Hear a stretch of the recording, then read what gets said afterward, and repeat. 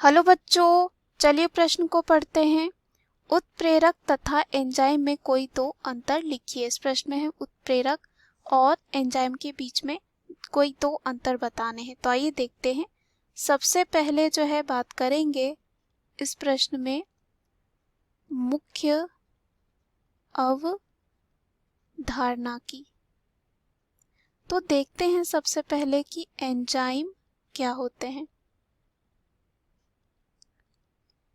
Enzyme एक प्रकार के जो हैं जैविक उत्प्रेरक होते हैं। जैविक उत्प्रेरक होते हैं जो जैव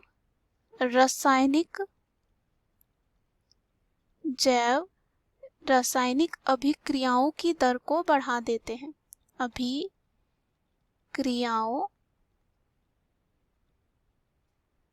अभिक्रियाओं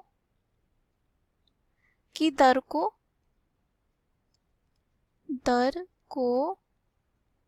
बढ़ा देते हैं और प्रोटीन प्रकृति के ऐसे कार्बनिक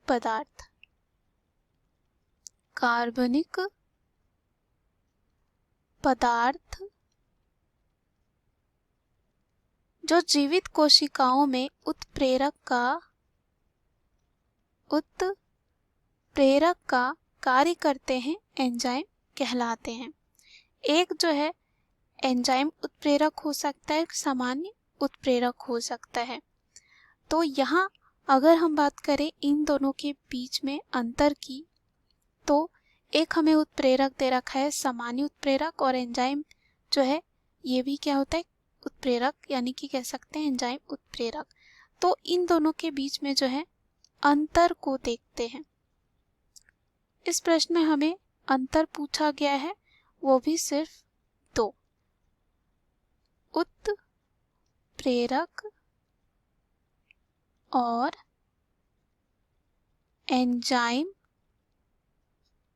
के बीच में। तो आइए देखते हैं। उत्प्रेरक की बात करें तो उत्प्रेरक क्या होते हैं? सामान्य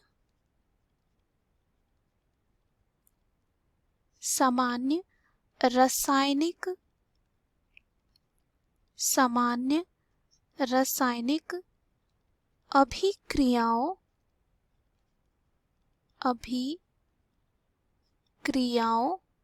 या कह सकते हैं रासायनिक अभिक्रिया के लिए जो है उत्प्रेरक है। वही एंजाइम की बात करें तो जैव रासायनिक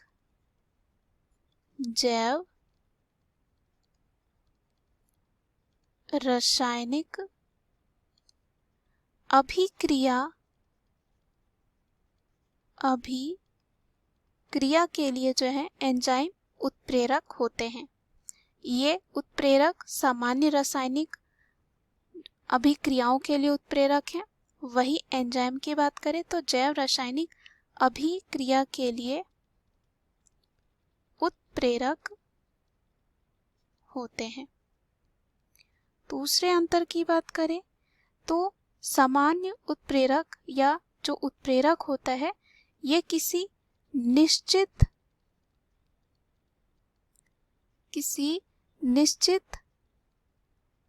अनुकूलतम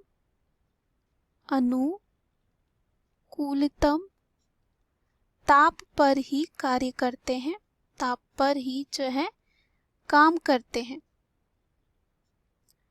लेकिन जो एंजाइम होते हैं शरीर के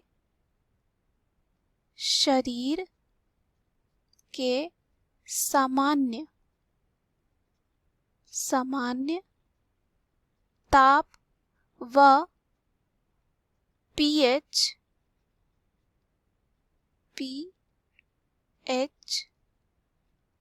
इसे हम इस तरह भी लिख सकते हैं, pH पर